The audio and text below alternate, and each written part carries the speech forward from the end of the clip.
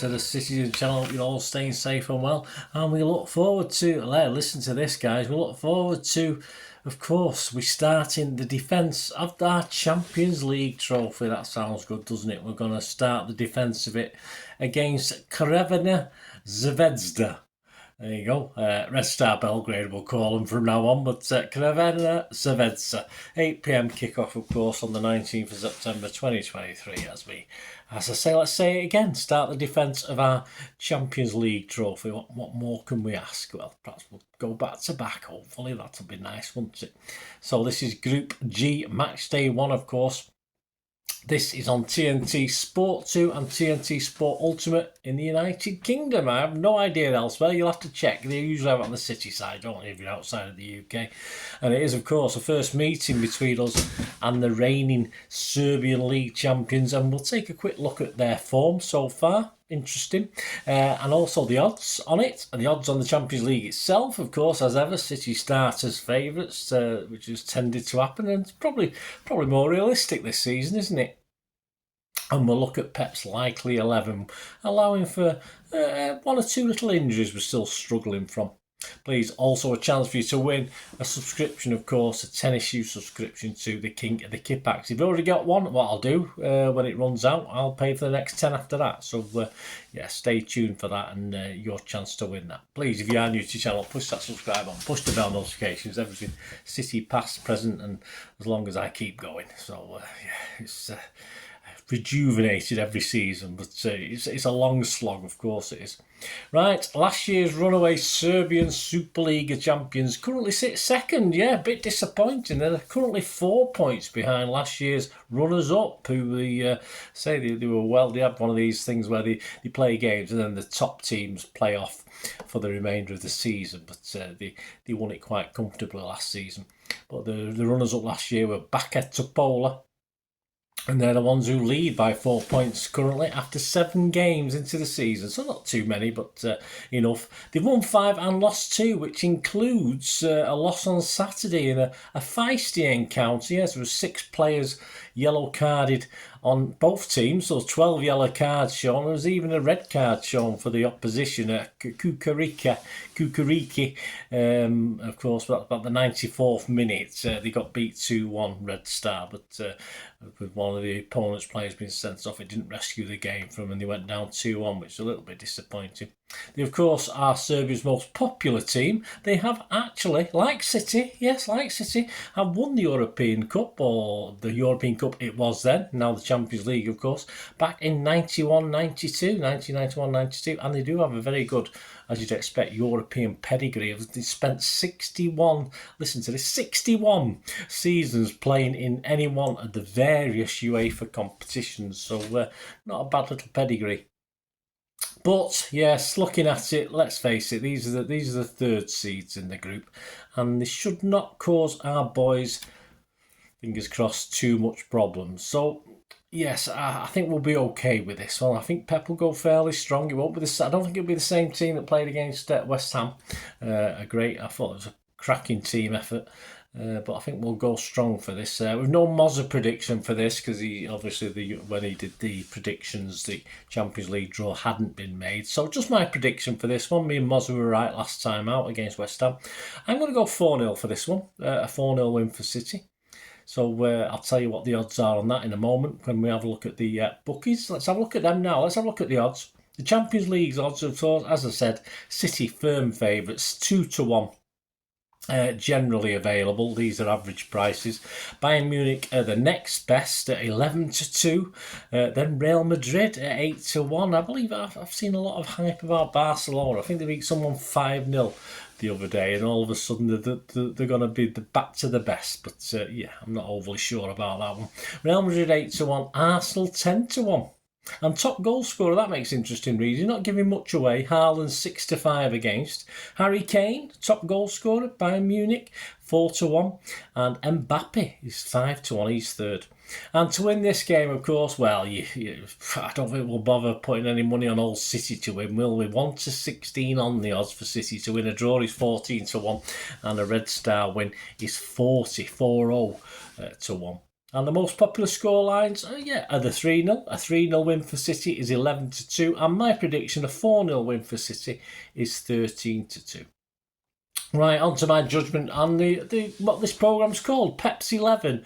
Of course, we now know KDB is out for a little while longer yet, or a long while longer yet, depending which way you look at it. It'll soon be Christmas and gone, hopefully. Or not hopefully, wishing our lives away. The assumption is that those who didn't make the depleted bench, and let's face it, we had 2 keepers on the bench at West Ham, are not going to start this one on Tuesday, all right? It's a brave calculation made by myself, but... So that means also out will be Stones, Kovacic and Grealish.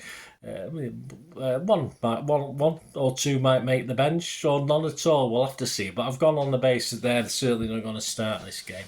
So if you look at the Saturday team and the substitutes, we had Edison Walker, this is the West Ham game, Edison Walker, Akanji, Diaz, Gvardiol, Rodri, Bernardo, Doku, Foden, Alvarez, Haaland, and the subs, of course, the 2 keepers who aren't going to feature in this, Ortega and Carson, Phillips, Aki, Gomez, Nunes, Bob, and Lewis. I have to assume there's no injuries. I've not read anything. I've just come back, as you may know, I've just come back from abroad, so I'm not totally up to date, but hopefully there was no further injuries against West Ham. So this is on that basis. So who on that bench? Let's have a look at that bench. As I said, forget the keepers. You've got Phillips, Aki, Gomez, Nunes, Bob and Lewis. Aki, yeah, I mean, it's an interesting one, isn't it, Aki? Is Aki going to have his nose put out of joint by Gvardiol now? But is Aki going to get a game for this? Nunes could get a start in this one. He had a nice compact 20 minutes or so, didn't he, against West Ham? Let's say Nunes say to give Foden or Bernardo a rest.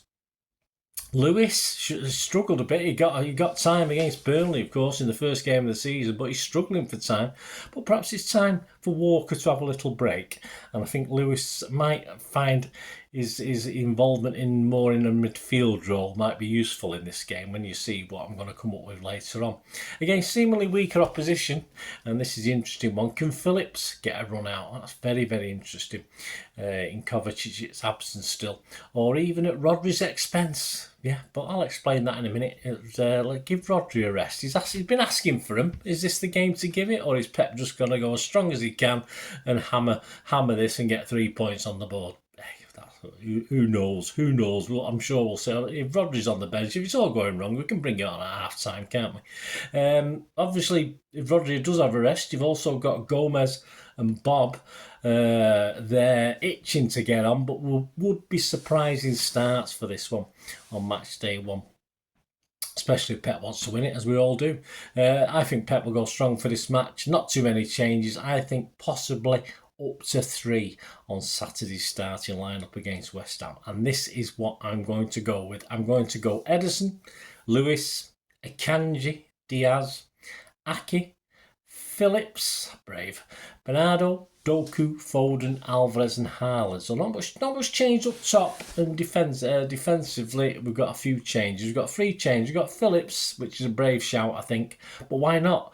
Because if you've got Lewis playing, he can drift into midfield, and possibly Akanji's played that more forward role as well, which would allow Aki and Diaz to be, if you like, playing more defensively, which I think will be okay. I don't think will be a big problem. But midfield and strikers, probably more of the same that we had at West Ham. But of course, the big question mark would Nunes get a run out, and it certainly wouldn't surprise me if he did. I've not put him in my team, but he could be the surprise as well. Well, there you go. That's my 11. That's my thinking about it. That's my thinking about it. So how about you? How about your 11? And the chance, of course, for you to win a 10 issue subscription to Dave and Sue Wallace's brilliant King of the Kippax. Now in its 37th season. Unbelievable stuff, and fast approaching its 300th issue. All you need to do is be a subscriber. If not, totally free. You don't have to pay anything. Just press that little button. It takes a split second, or unless you're like me and get all panicky and things like that, and playing games and pressing buttons. And just post your starting 11 in the comments section of this vlog on my YouTube channel. Beginning with, very important, this, don't forget to put this, any entries without this won't be included. #champs. I did put #chimps. I used to call this the Chimps League, but now we've won it. I've got to show it due respect, haven't we? So #champs. then your 11 and the scoreline. So there you go, that's your chance to win it. So remember, the champs, #champs, any entries without this will be ineligible for the prize. So just write the score after the Pepsi 11. So in my prediction, I'm going 4-0. So just write City 4-0 after your Pepsi 11. In terms of T&Cs, which we have to do, all entries must be posted. And I'm giving a little bit later because this has come out a day later with it being abroad. So this is a day later coming out. So you got a little bit of extra time. All entries must be posted by 4 p.m. on the afternoon of the game, of course, which is Tuesday the 19th of September. Any time after that will not be eligible. I'll put a little note on the vlog comments. If more than one winner, I will make a draw to decide the winner. And please don't, only one entry per subscriber. Please don't do a long list of different teams. You've not been doing it, so why should you start now? But yeah, so only one. Of course, if there is more than one entry, all entries will be ineligible for the prize. And my decision in respect of all matters to do with the competition will be final, and no correspondence will be entered. And winners will be contacted by me by reply through the YouTube to the entry itself. So good luck, guys. Let me know what you think. Player ratings and talking points on this show will be available on the 20th of September, so on Wednesday. And please also check out my little back in time feature, looking at a City Forest game. Yes, we've got Forest coming up, haven't we, at the old Etihad. So I'm going to look back at a City Forest game on the 13th of October 1979 as table toppers Forest, the reigning European champions at the time. Yeah, I think we might be that as well. Came a cropper against us at Main Road. And on 21st September, please check out, due out, is my Pepsi 11 for the upcoming Forest game. So another chance to win something. Yes, it will be King of the Kippax again, but as you know, this is the third different prize I've offered so far this season. But that's out on the 21st of September, my Pepsi 11 for the Forest game. That's as the games come quick and fast, of course, now, and some big games coming up, of course. So please, all your comments are very, very welcome.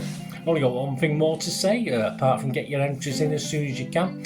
Please, thanks for watching. Till we meet again. That's one thing, don't I? Please stay safe, Blues. Come on, City. Bye for now.